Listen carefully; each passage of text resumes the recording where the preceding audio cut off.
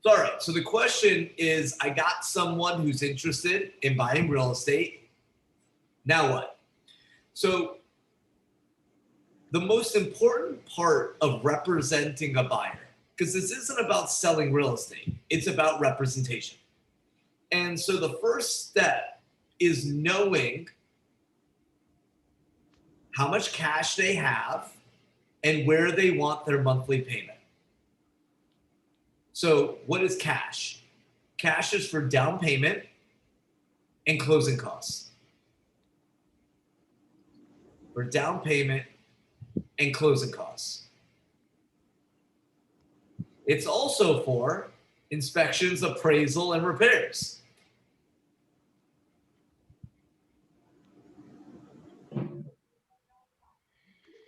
So, knowing how much cash they have will lead into the second part, which is where they want their monthly payments. I had this conversation yesterday. I think it was on this call. Yeah, it was on this call yesterday. And the conversation was Day before, I took yesterday's. perfect. Yes, 2 days ago. Well done, Eddie. So Vivian, I'm gonna let's forget where we're at. Now I'm just gonna talk with you. Have you ever rented a property before? Yes. Perfect. When you rented the property or you were looking to rent a place to live, you looked for a specific number. For example, $2,000 a month, right? You didn't look for a $300,000 house that was $2,000 a month. You could care less what the price of the house was. You just wanted a payment of $2,000 a month, right? Right.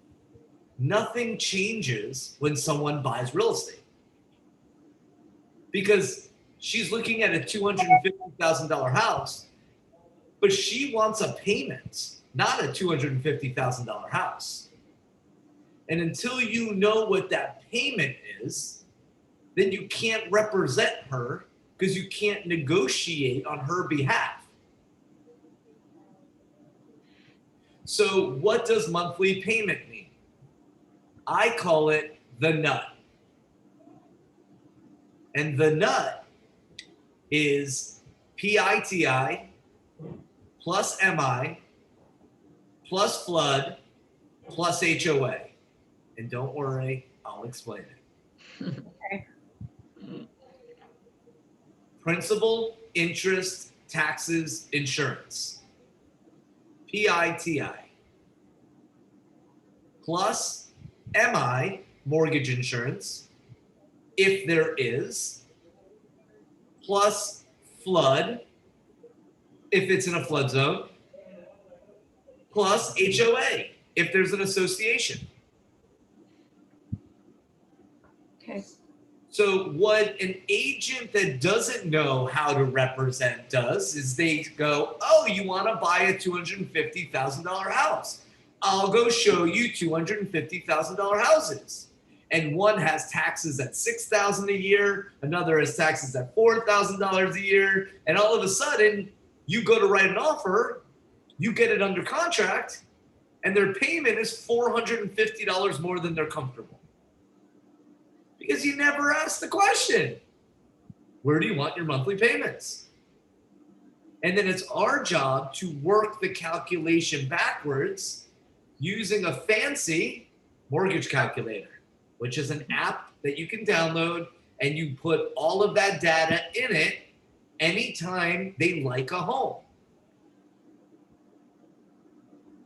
So, rule number one. Before anyone looks at a home, they're pre-approved, not pre-qualified. They are pre-approved by a loan officer. You have spoken to the loan officer. You've spoken to the loan officer, and they shared how much cash they have and where they want their payments. Otherwise, you're shooting blanks in the dark.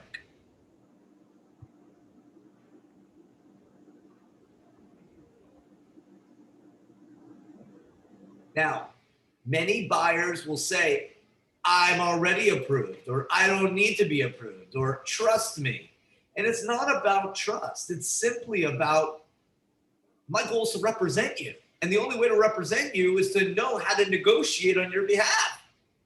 I can't write an offer if I don't know what type of loan product you're looking for. And I can't negotiate if you don't know what your payments are. Otherwise, we're negotiating emotion. So the first step is let's figure out what a home is going to cost you, out of pocket and monthly payment. Makes sense, right? That's a logical response to helping someone buy a house. Don't you want to know what a home is going to cost out of pocket for down payment and closing costs and monthly payment, meaning the interest rate, what insurance is going to cost? Does it make sense? Yep. Who would say no, right? Like if you break it down like that, you're doing them a favor. It's like going to a doctor and the doctor prescribing you antibiotics and you saying, I don't want to take them. If you don't feel good, you take the antibiotics. You're buying a house, you follow a process. And this is a process. And the first step is knowing exactly what a home will cost out of pocket and monthly payment. The second step, Vivian, is that they saw 5 properties that they like, but we have to know why they like them. We also have to know why they only chose those 5 out of the 20, 30, 40 that match their criteria.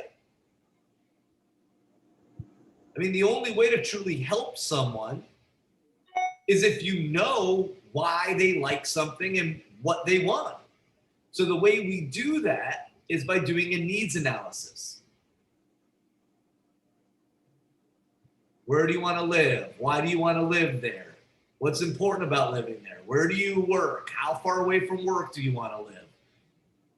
Where does your family live? Where do your friends live? Where do you like to go?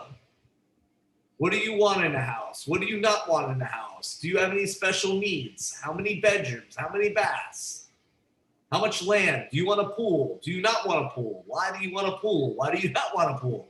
And you just literally make it all about them, because I'm not going to speak for you, Vivian. However, I can't read people's minds. I mean, I did get yours a couple minutes ago, but I can't read somebody's mind. And unless I'm asking 500 questions to show them the best 5 homes, I'm going to have to show them 500 homes if I don't ask them any questions. And this is your value proposition. This is what separates you from every other agent. Because the majority of agents do what you are about to do. Oh, you want to see homes? Let me go show you homes. Let me go do that. Okay, that sounds like a great idea. Let me just go and work, versus being efficient and being a professional and following a system.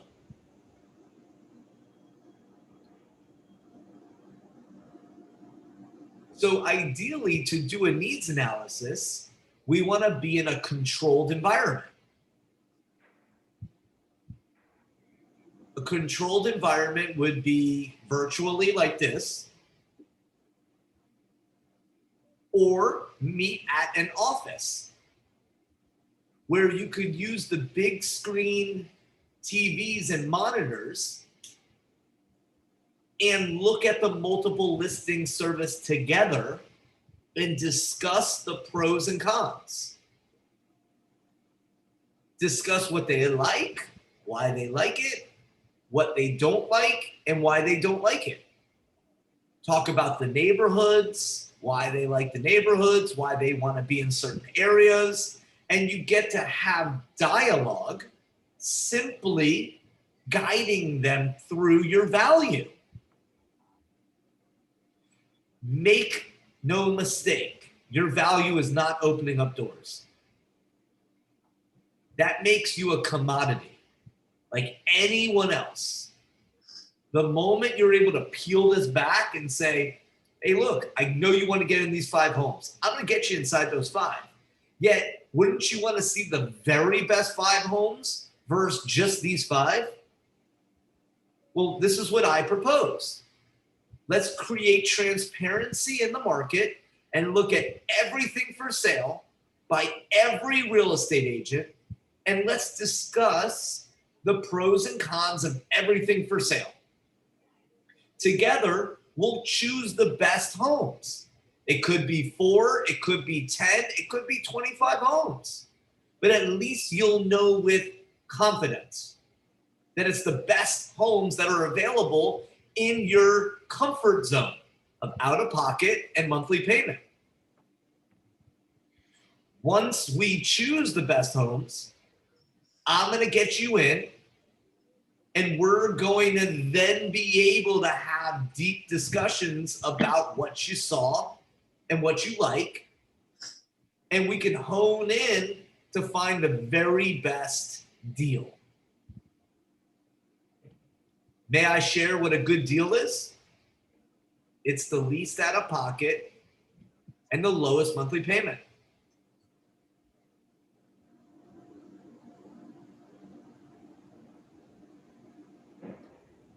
So once we look at the best homes together, Vivian, and you like one of them because you're going to be confident that you looked at the best homes, I'm going to write a professional offer.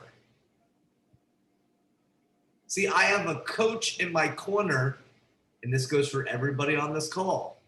I have a coach in my corner. My coach is going to guide me and has guided me on how to write the most professional offer representing you and protecting your best interests.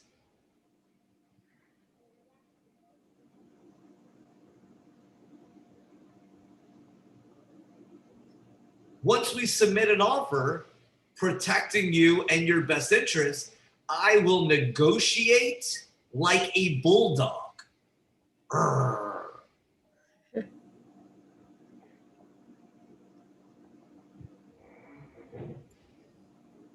I mean, you want someone fighting for you, don't you, Vivian? Yes. Yeah, of course. Then I will manage the 52 people that we must keep in line the moment we go under contract. Because if one of those 52 fall out of line, our deal falls apart. And we don't want that to happen, right? When you find a house that you love and something happens. So I have a professional on my team called a transaction coordinator, whose job is to make sure that all 52 folks stay in line. And it allows me to stay focused on you and your best interests. We'll go through escrow, inspections, appraisal, loan commitment, clean title, municipality searches, walk through, and my favorite part, Tony, is to hand you the keys at closing. Mm-hmm. And that is my value proposition. So we're going to pause for a second. Summer, this is recorded. You take whatever you want out of that and you put that into whatever it is you're creating. Vivian, you just play this, pause it, play it, pause it, play it, pause it, and just literally type out everything I just said. Tony, Tivy, everyone else on this call, internalize and memorize what I just said there, and you will make an ungodly amount of money in real estate. Should you choose to not recreate the wheel and just take what I said and piece it together in a conversation, 9 out of 10 buyers you speak to that are serious about buying real estate will buy real estate through you. So, thoughts? Lee, when you're a new agent, I don't think you have to reinvent the wheel. You tweak it as you go along, but you don't reinvent it. Where do I get You the, said that a good contract. artist creates. Here, hold on, Tony. Go ahead, Vivian. where do I